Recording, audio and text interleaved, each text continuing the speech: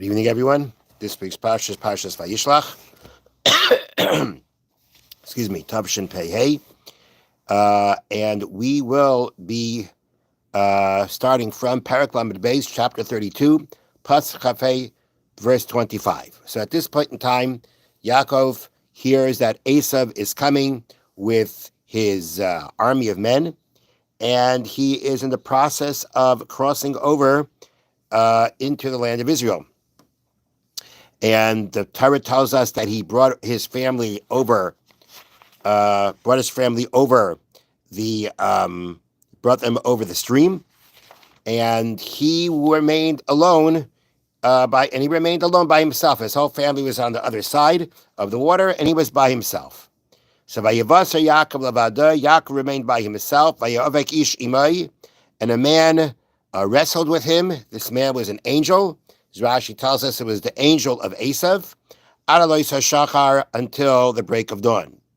The man, meaning the angel, saw that he could not overcome him, couldn't overcome Yaakov. Vayiga bakaf yirechai. He struck the ball of his thigh bone. Basically, he struck him at a point where the way I understand it is where the top of the thigh meets the hip. And the ball of Yaakov's thigh bone became dislocated as he wrestled with him. All right?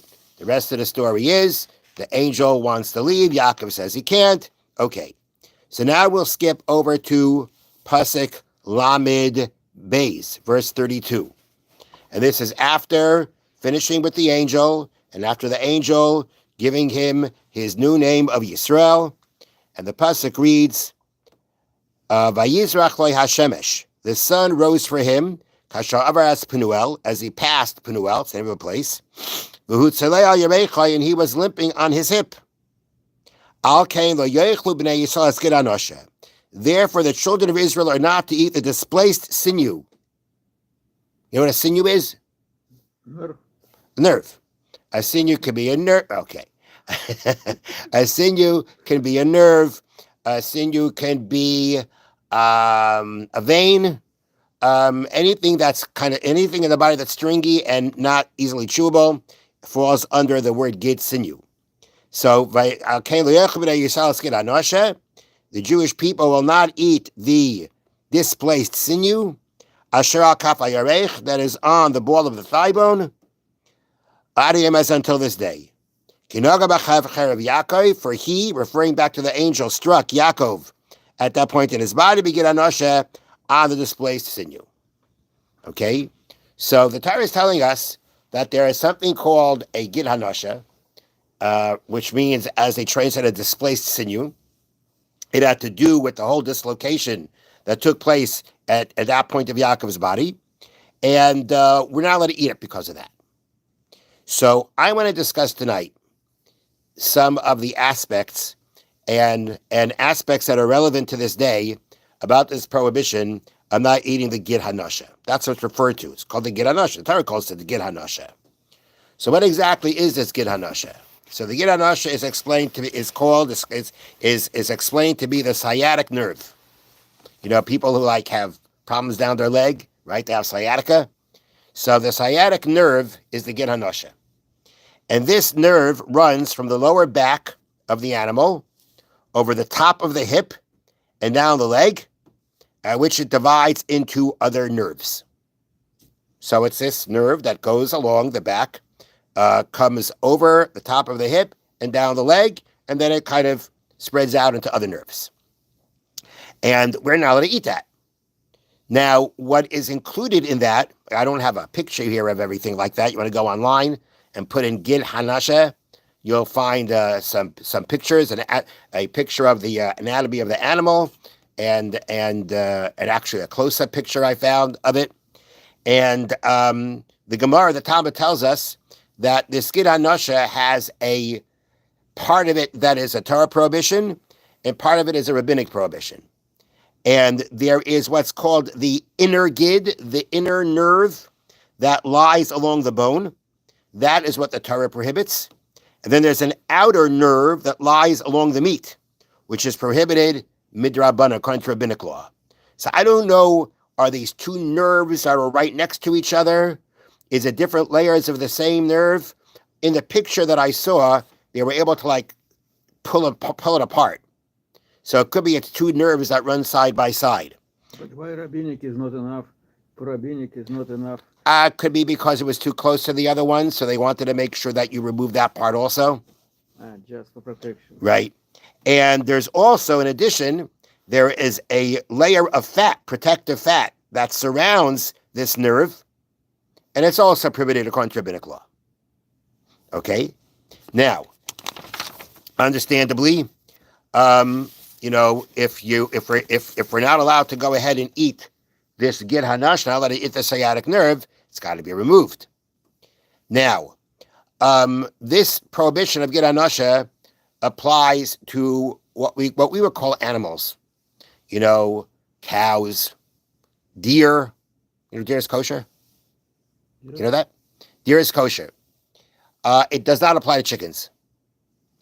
Chickens do not have the same body structure as these animals. And whatever that kaf hayarech of Yaakov was exactly, this ball of the thigh bone, chickens don't have that. Birds don't have that. Chickens is a bird. Right. So birds don't have that, and therefore their sciatic nerve isn't prohibited. Okay. Now, what's important to know is that besides for needing to remove this nerve, because you're not allowed to eat it, there are certain types of fats that are not allowed to be eaten either. And those fats are called chalev, which translates as fat. But when the Torah talks about chalev, it's certain fats that are forbidden to eat.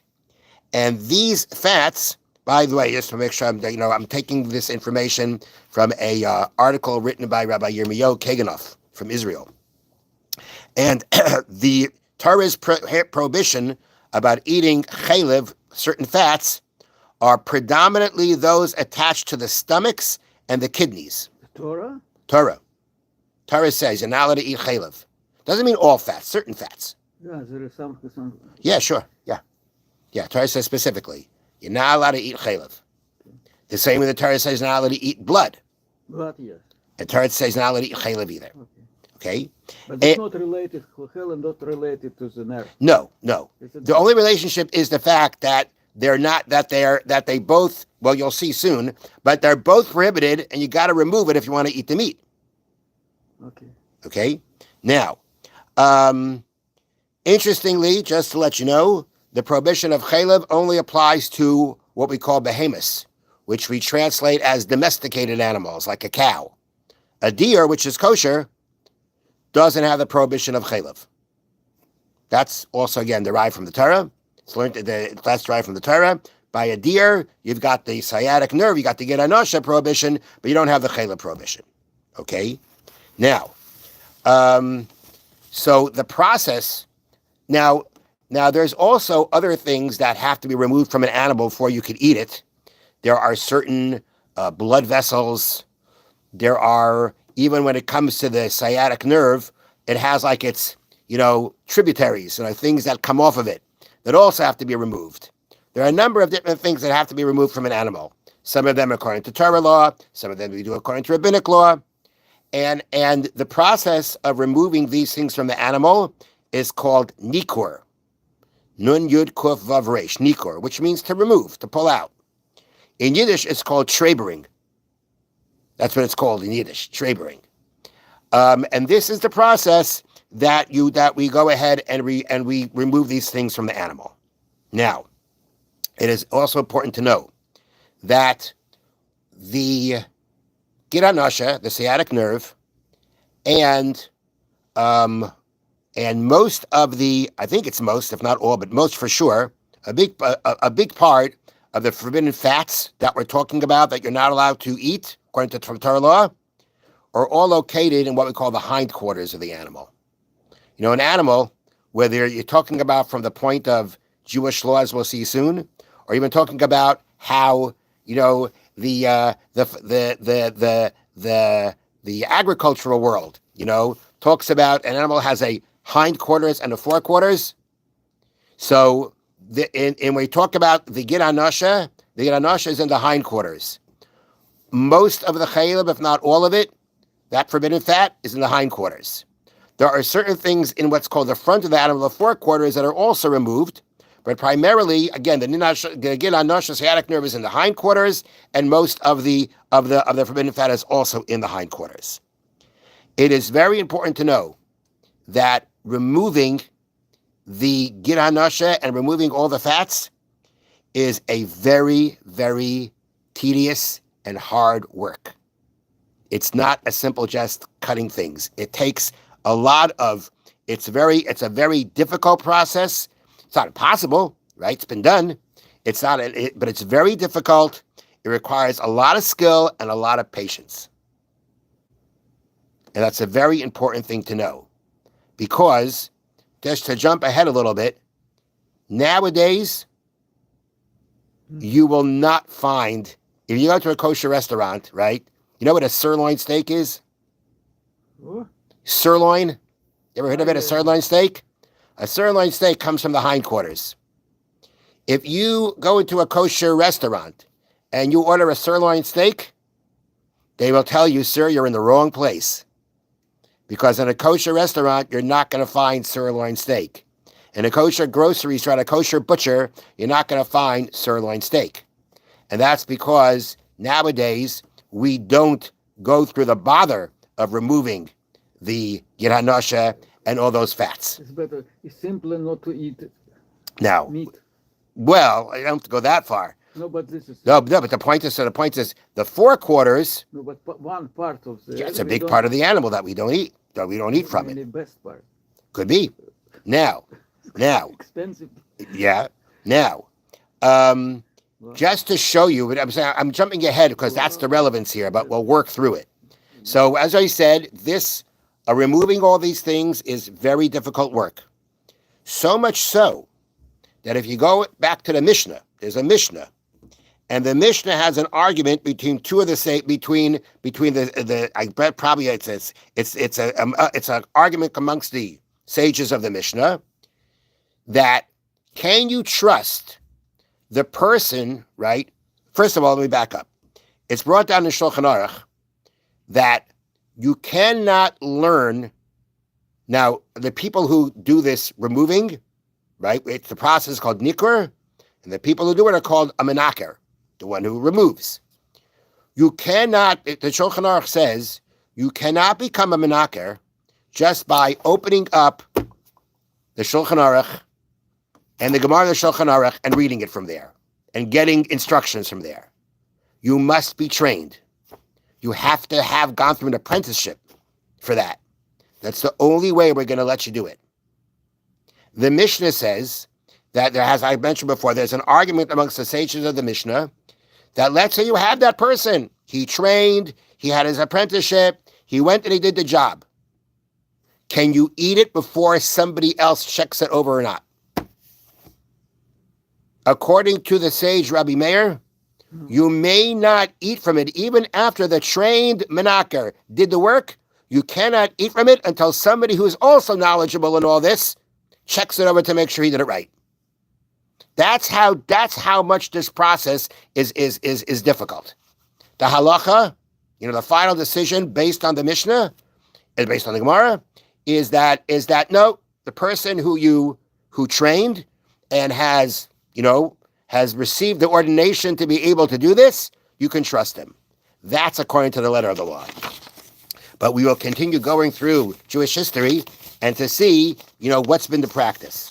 So in the 16th century in Poland, the one of the greatest sages of the time was a man named Rabbi Shlomo Luria, known as the Maharshal.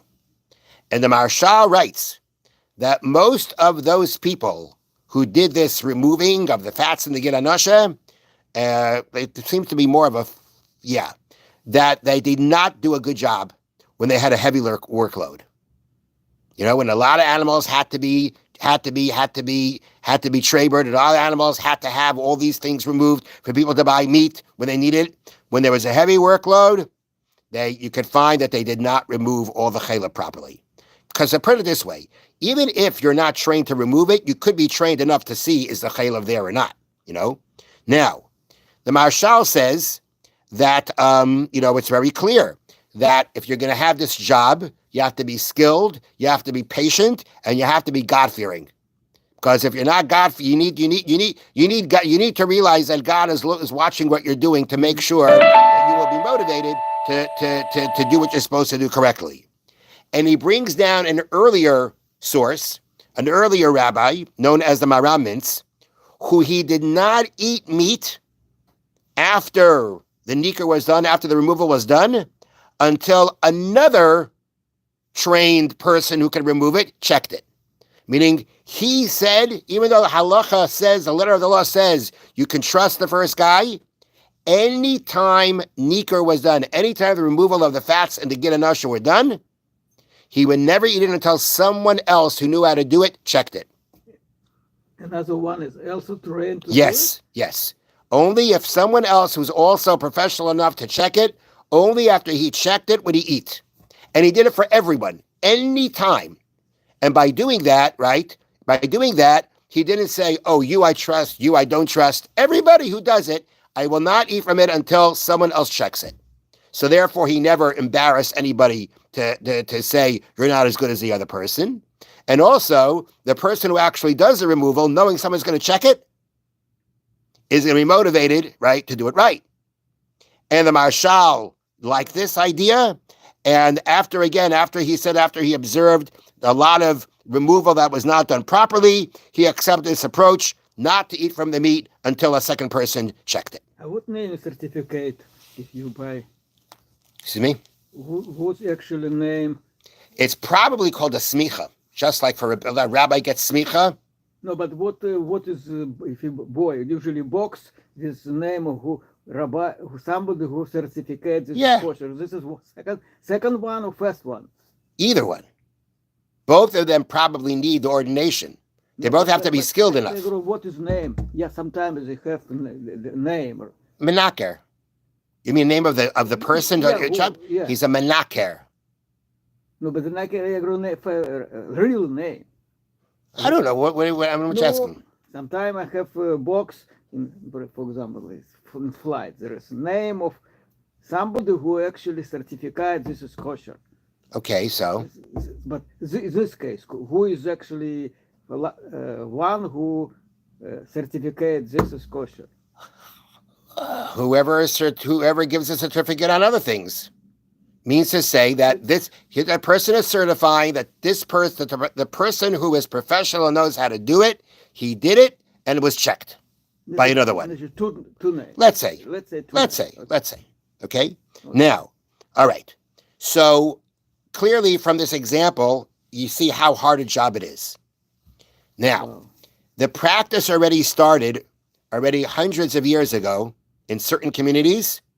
They stopped eating that part of the animal, the hindquarters of the animal. There's a certain part of the animal, a certain rib, something like I think the 12th rib, that's okay. This is the cutoff point. And this was the point already in certain communities, they just stopped eating the meat. They just stopped doing it.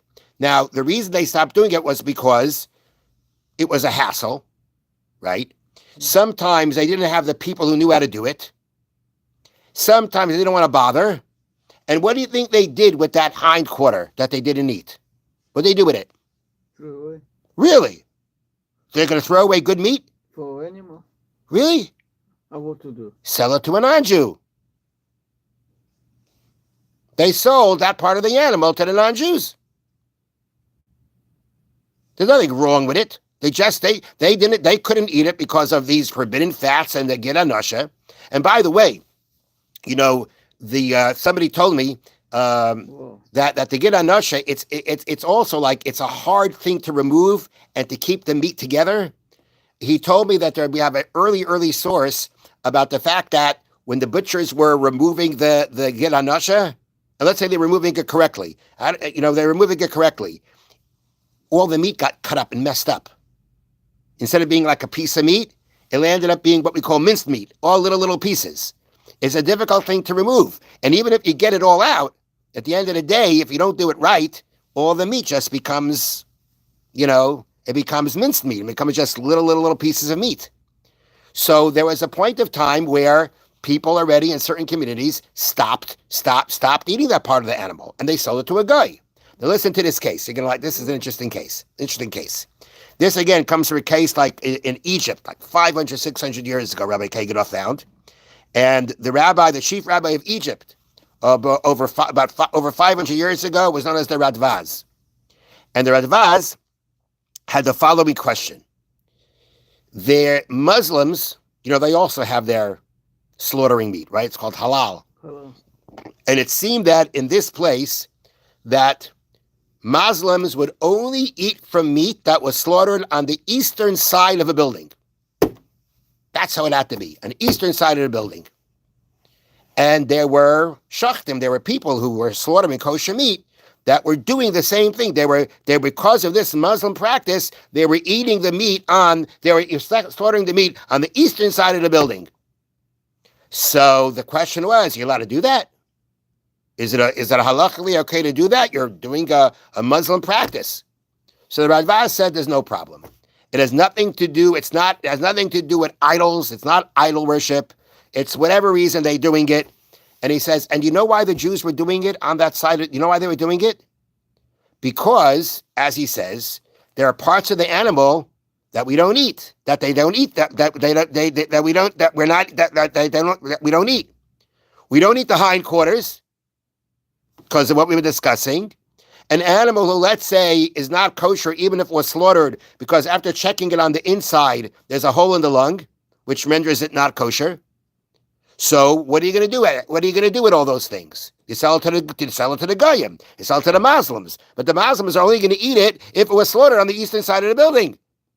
So that's why they sell it on the eastern side of the building. Because if they want to sell the parts of the animals that we can't eat to the Muslims, they have to slaughter on the eastern side of the building, or else they're not going to eat it. So that, he says, is his earliest source. When Kaganoff writes, that's his earliest source about the fact that already that the practice began not to eat from the meat. And as years went on, it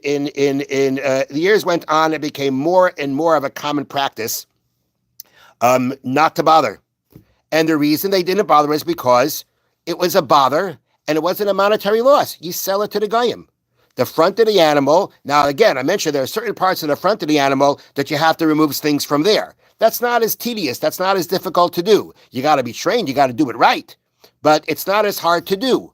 The hindquarters was a much bigger job. So therefore, they in many places, they just didn't bother with it. And the hindquarters were sold to the Goyim. So there was no loss of money. You didn't have to bother with the trade-bring process in the hindquarters. And everything was okay. And as time went on, more and more communities were accepting this practice. It's not a practice that was completely forgotten. There were still people doing it, but more and more people were not doing it. Now we'll go to Poland, 1936. 1936. Okay. What? Before the war. Before the war. 1936. Okay. There is the Polish government forbids non-Jews from eating meat that had kosher slaughter. The Polish government decided kosher slaughter is cruel to animals. We're not going to stop Jews from eating it, but non-Jews can't eat it. Now, if non-Jews can't eat, right, an animal that was kosher that was slaughtered, that means they can't eat from the hindquarters. And that means that the kosher meat, the only thing that Jews can eat is the forequarter. The hindquarters, they're not going to be able to sell it to anybody, and that's going to put everybody out of business. Right? You're not going to be able to cover your loss and to make them pay for the front meat. That's not going to be practical. So Reb Chaim Isaac Grodzinski, who was the leader of Lithuanian Jewry and well known all over Europe, the question was now, maybe we should bring back the practice. Let's bring back the practice of removing the Gid HaNashe and the forbidden fats from the hindquarters, so that now we'll have meat. If Jews can eat from the hindquarters, then we'll be able to continue. Then we can survive. But if not, it's not going to work. It was very clear the Polish government was trying to put shechita out of business. But now, if they could bring back Jews eating the hindquarters, then it'll come out that they won't be losing all that money, and be able to continue. So the question was, can you bring back this practice? Now, what's the question of that? The question is the following. Once a custom has been established as an accepted practice, it has the status of a neder, of a vow, that may not be annulled. Meaning we have a number of things where the Jewish communities took on a practice. They're doing something, they take upon themselves a practice. It was not something that there was even a rabbinic law that said not to do it, but they took on a practice, we're not doing this. And when they take on that practice, it becomes what we call a neder, we call it a vow, and you can't rescind it, you can't take it off. So now the question is, the practice of not eating the hindquarter, is that a minig, is that an accepted practice that you can't annul? So Rabbi Chaim Grodzinski said, it's not that. It's not that communities decided we're not eating the hindquarters. The butchers didn't bother with it. They didn't bother with it. It was too much of a bother. It was too much of a hassle. It was too difficult to do. It wasn't worth the trouble. They could sell it to a guy and make enough money.